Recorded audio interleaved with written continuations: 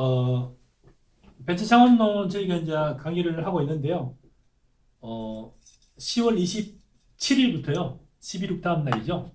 10월 마지막 주입니다. 그래서 그때부터는 오프라인으로 수업을 하겠습니다. 그래서 여건이 되시는 분은 나오시고요.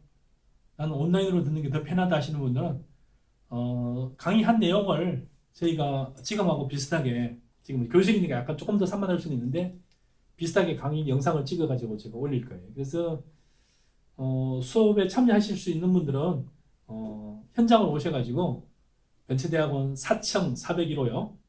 강의를 6시 반부터 시작합니다. 화요일 6시 반부터요. 화요일 6시 반부터 벤처대학원 4층 현장 강의실에서 시작을 하겠습니다. 그래서 올 수 있는 분만 오세요. 그래서 나는 안 오는 게 더 편하다. 괜찮아요. 여러분 직장이나 집에서 충분히 들으셔도 되고요. 그래서 이거는 오프라인과 온라인을 같이 병행을 하니까요. 두 개 중에 하나만 들으시면 됩니다. 그래서 나는 회사도 가깝고 시간도 되는 것 같아서 오겠다 하면 와도 괜찮고요. 나는 멀리 있어서 그냥 안 들었으면 좋겠다 하면은 그냥 동영상 강의를 계속 올릴 거니까요. 동영상 강의를 계속 들어도 됩니다. 이번 학기 끝까지 마찬가지예요. 그래서 여러분들께서 현장 강의를 듣고 싶고 하면은 오셔도 됩니다. 그래서 10월 26일부터는 온 오프라인 강의를 병행을 합니다. 잠깐 얘기를 했지만 이번 시간에 좀 중요한 얘기를 몇 가지 했는데요. 주식회사, 흔히 법인이라고 그러죠. 또는 시스템이라고 그래요. 굉장히 좋은 사업을 하더라도 그 사업을 한 걸 내가 돈을 계속 가지고 있는 게 아니라 이 회사라는 것 속에서 키워야 되거든요. 방시혁이라는 사람이 빅히트 엔터테인먼트라는 회사를 차렸어요. 그리고 BTS라는 어떤 여러분 잘 아시죠? BTS라는 그 그룹을 키웠어요. 남자. 그래서 빌보드에서 최근 1등도 올라가고 돈을 되게 많이 남기기도 하죠. 그래서 이 돈 남은 걸 자본금 회사 1억 원짜리 차려가지고 또 지금 자본금이 좀 더 커졌지만 예를 들어 100억이다. 여기서 생기는 모든 돈을 주주들이 다 나눠 가지는 게 아니라 야 이걸 가지고 상장을 해보자. 이걸 IPO라고 그래요.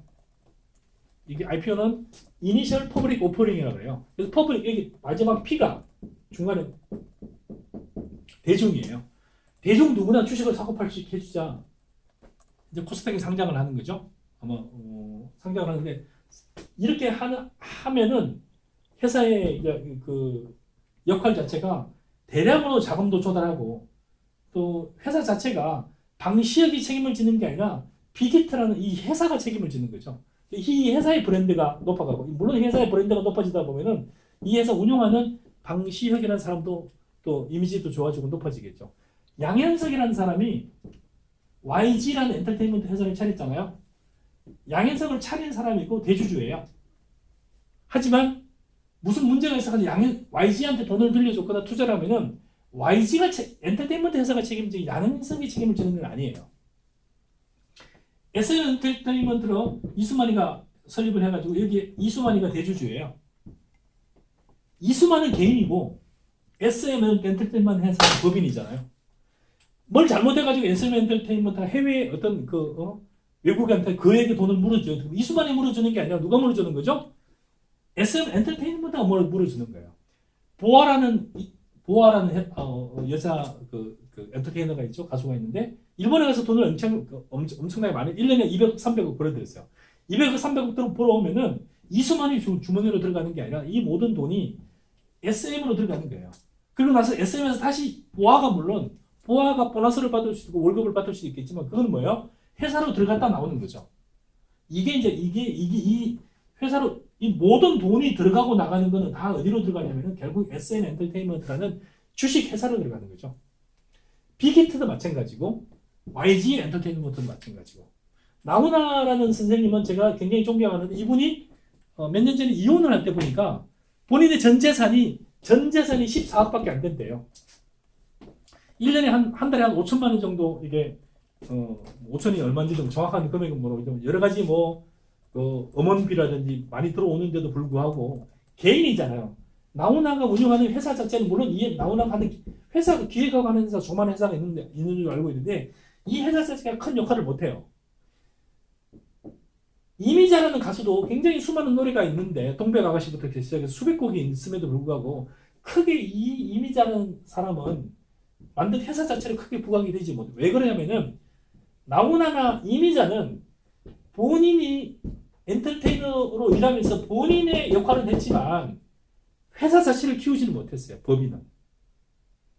그랬을 경우에 나훈아가 죽고 나면은 나훈아가 남긴 조그마한 주먹만한 회사 하나하고 나훈아가 남긴 전 재산이 나훈아 계좌에 있는 게 다일 거예요. 이수만이가 죽고 나면은 이수만이가 가지고 있는 어마어마한 주식에 가는 지분이 있고, 그죠? 비교가 안 되죠. 왜 비교가 안 돼요? 하나는 법인이라는 시스템을 이용했어요. 주식회사. 나머지는 시스템을 이용하지 않았어요. 혼자서 수백억을 부르고 다녀봤자 개인이 왔다 갔다 다니고 비용 쏘고 하면 실제로 남는 게 그렇게 많지 않거든요. 하지만 빅히트도 만약에 이 8명 인원이 몇 명이에요? 8명인지 9명인지 모르겠네요. BTS는 몇 명이에요? 어쨌든 한 8명이 된다. 이 8명의 그 엔터테이너가 낱낱이 또는 이 8명이 자기들끼리 돌아다녔으면 큰 성과를 못 냈을 수도 있어요. 근데 방시혁이라는 사람이 이 8명을 잘 모아가지고 빅히트 엔터테인먼트라는 회사로 끌어들여서 이 회사 내에서 노래만 열심히 부르고 다니고 그리고 좋은 작곡들을 자기 하게 한 엔터테이너로 역할을 하고 돌아가는 매니징이라든지 해외 활동이라든지 비행기 티켓이나 모든 것들은 음악 활동하는데 부족함이 몇 개 만든 거죠. 이건 누가 하는 거죠?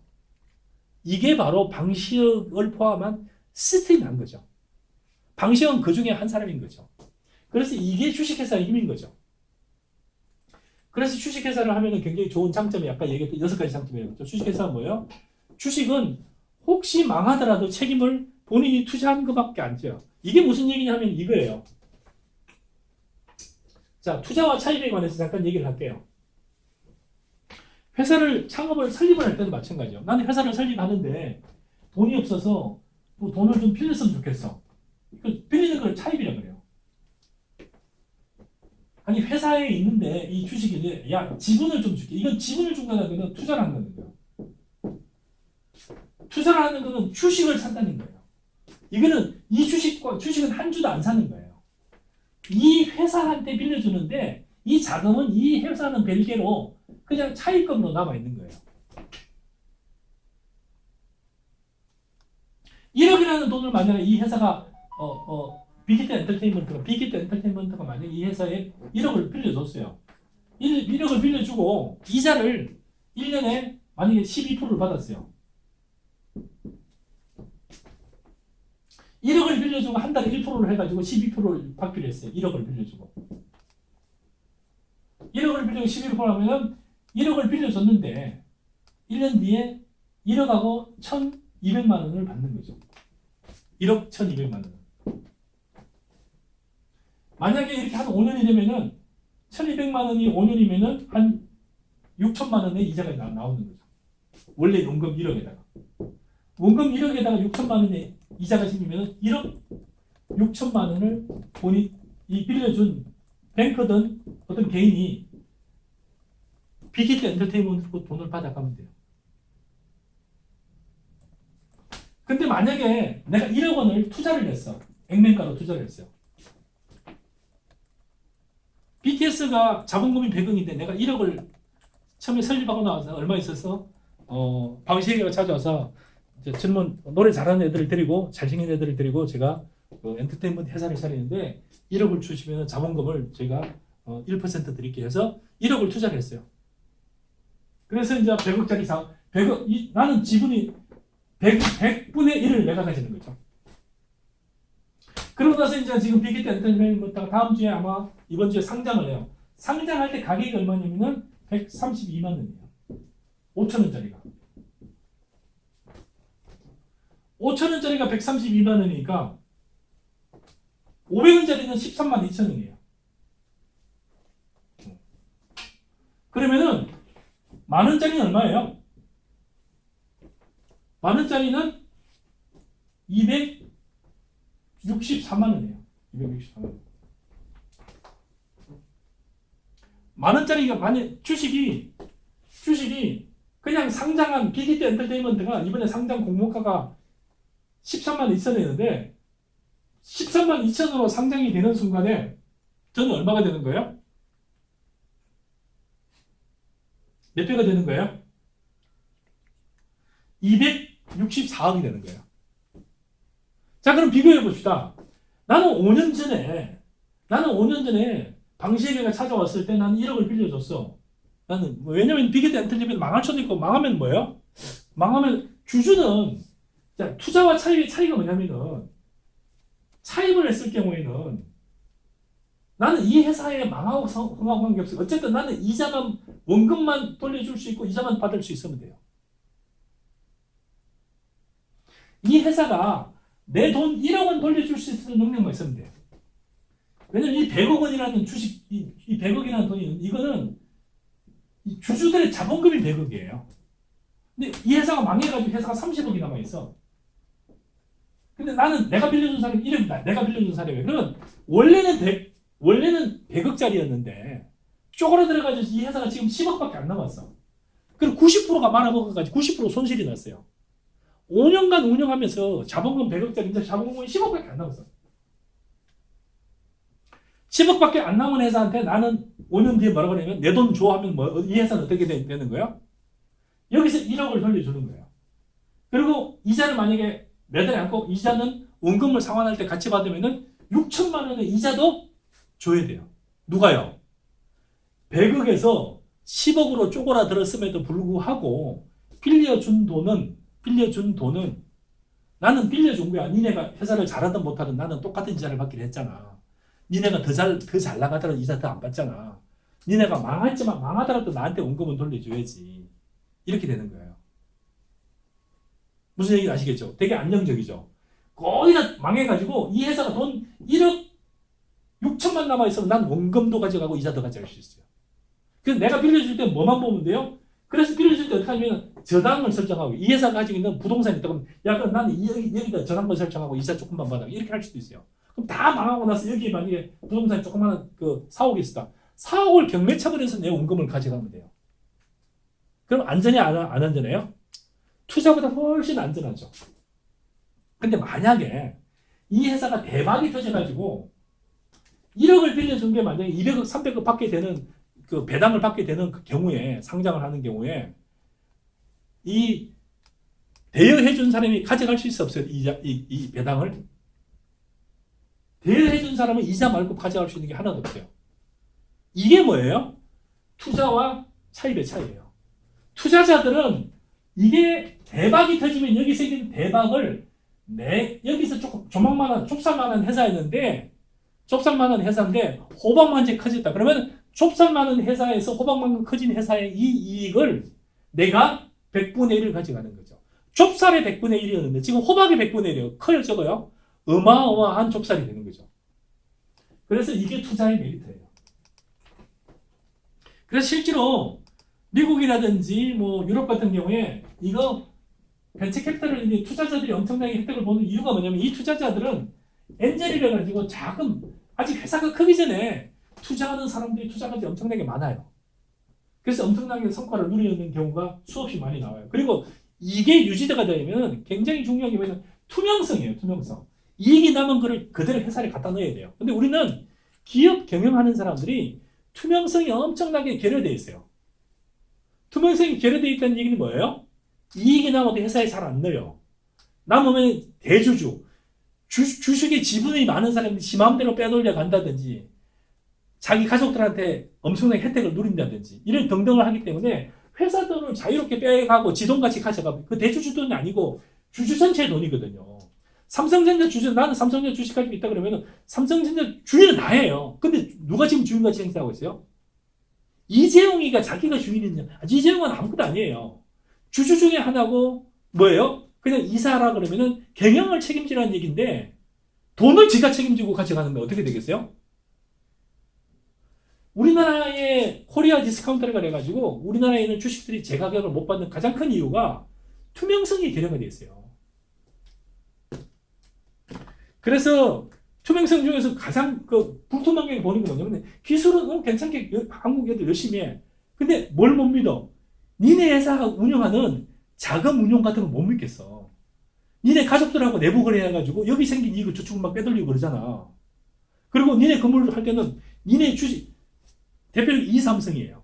이재용이가 이재용이라는 사람이 이런저런 사업을 막 했어요. 그래서 한 500억 이렇게인가 돈을 삼성에서 이렇게 하다가 망했어요. 지 돈 가지고 하다 망했어요. 그러니까 망한 거를 회사 주식이 휴지 조각이야. 누가 다 사갔는 거 아세요? 삼성그룹에서 다 사갔어요. 원가 돈을 다 주고 더 주고 가져갔어. 이 삼성은 다 500억 했다 쪼그라들었으면 지 돈이 500억이 날아가야 돼. 뭐가 됐어요? 원금을 다 해먹을 덤으로 더 받았어요. 이게 뭐예요? 이게 회사의 투명성인데 우리나라가 지금 코리아 디스카운트를 받는 이유가 그래서 주식회사의 많은 장점은 소유와 경영의 분리예요. 경영을 굉장히 잘하는 사람이 하라는 건데 지금 우리나라 대기업들은 누가 하고 있어요? 우리나라 대기업들은 지가 일부분밖에 주식을 안 가지고 있는데 경영은 어마어마한 그 본 기업뿐만 아니라 지주회사뿐만 아니라 수많은 계열사까지 같이 지가 다 경영을 해요. 거기 생기는 여러 가지 푼돈들도 자기들이 다 가져가는 그런 구조예요. 그래서 결국에는 우리나라의 코리아 디스카운트의 핵심이 주식회사의 여러 가지 제도 중에서 하나인 소유와 경영의 분리가 엄청나게 안 되고 있다. 그래서 이 안 되고 있는 것 때문에 우리나라 코리아 디스카운트가 제값을 못 받는 핵심이 되는 거고요. 그래서 그거와는 별개로 다 창업의 입장에서 봤을 때 지금 이제 코리아 디스카운트가 그것도 이제 많은 그 대주주들이 이 불량한 경영이 코리아 디스카운트도 유발할 뿐만 아니라 이 불량한 기업인들 때문에 또 뭐가 유발이 되냐면은 새로운 신진 창업을 엄청나게 막아버려요. 새로운 신진 창업. 굉장히 하려고 했는데 웬만한 건 삼성이 다 해버려. 웬만한 LG도 또 해버려. 웬만한 거는 한화가 지네가 다 해버려. 지금 현대자동차가 하고 있는데 지금 중고차를 판매하고 있는데 중고차도 현대자동차가 팔겠대요. 신차도 지네가 팔고 중고차도 팔겠대. 그럼 거기서 생기는 많은 기회들 같은 경우는 현대가 다 가져가 버려요. 그러면 자동차 이전도 원래 트럭 회사들이 했는데 지네가 글로비스라는 회사를 차려가지고 자본금 아버지가 100억 아들이 100억 해가 200억짜리 차려가지고 거기서 생기는 몇천억을 지네가 가져가고 있어요. 거꾸로 얘기하면은 여러분도 그런 시스템을 만들면 뭐가 된다는 얘기예요? 거기서 생기는 수많은 이익을 누가 가져가는 거예요? 수많은 이익을 창업가들이 가져가는 거예요. 그래서 아까 얘기했지만 야놀자라든지 여기어때라든지 쿠팡 같은 경우는 뭐 하는 거예요? 신세계백화점이라는 거래한 이마트라는 데 있음에도 불구하고 쿠팡이라는 회사를 차려가지고 지금 어떻게 하고 있어요? 쿠팡이 신세계를 거꾸로 잡아먹고 있어요. 여기 이 핵심이 뭐냐? 혁신이 생기는 거예요. 혁신. 자, 노키아라는 또 삼성이라는 거대한 핸드폰 회사가 만드는 데가 있는데 애플이라는 큰 회사긴 하지만 핸드폰을 한 번도 만든 적이 없어. 근데 새로운 핸드폰 만드니까 어떻게 돼요? 기존의 노키아를 다 잡아먹어 버리잖아요. 자, 재벌 때문에 못하겠다. 물론 어려워요. 근데 거꾸로 뭐예요? 재벌을 다 잡아먹을 수 있는 혁신적인 아이디어가 있으면 해도 된다는 얘기죠. 그래서 오늘 좀 많은 얘기를 했는데요. 자, 주식회사 제도의 장점에 관해서 제가 여러 가지 얘기를 했고요. 그 다음에 차익과 투자에 관해서 얘기를 했고요. 그 다음에 대기업과 재벌의 윤리에 관해서 얘기를 했지만 뒤집을 수 있는 방법은 뭐가 있다고 그랬어요? 혁신이라고 그랬어요. 그래서 혁신에 관해서도 얘기를 했고 창업론에 관련된 여러 가지 자원이라든지 기타 창업과 관련된 여러 가지 또 다른 이슈들이 있어가지고 오늘 수업들은 이걸로 할게요. 그래서 아이리스 모델에서도 얘기를 했지만 기업에 관련된 여러 가지 기업 가에 관한 얘기들 조금 했고요. 그 다음에 기업의 이제 또 사람의 기업 가에 관해 얘기했고, 그 다음에 자금에 관해서 얘기했고, 또 사업 아이템에 관해서 얘기했고. 그래서 창업과 관련된 크게 3전서에 관해서는 일단은 이제 제가 일단 했고, 나머지 부분에 관해서 다음 시간부터 자원이라든지 등등 할 건데, 창업의 가장 핵심이 되는 기업가, 그 다음에 사업 아이템, 그 다음에 창업 자금, 자금 조달과 관련된 얘기를 좀 1차적으로 했고요. 다음 시간에도 자금 조달과 자금에 관한 얘기 조금 더 한 다음에 그 다음에 이제 기업의 자원 등등과 관련해서 얘기를 하도록 하겠습니다. 창업 세미나 수업은 오늘은 이걸로 끝내도록 하겠습니다. 얘기했듯이 10월 27일부터는 현장 강의를 하니까 현장 강의를 반드시 나올 필요는 없어요. 현장 강의를 병행을 하니까 현장에서 강의를 들어주시는 사람 들어도 되고요. 또 온라인으로 들을 분들은 온라인으로 마찬가지 올려드릴 테니까 들으시면 됩니다. 수고 많으셨습니다. 단 온라인 강의는요, 현장 강의가 끝나면서 올려드리도록 하겠습니다.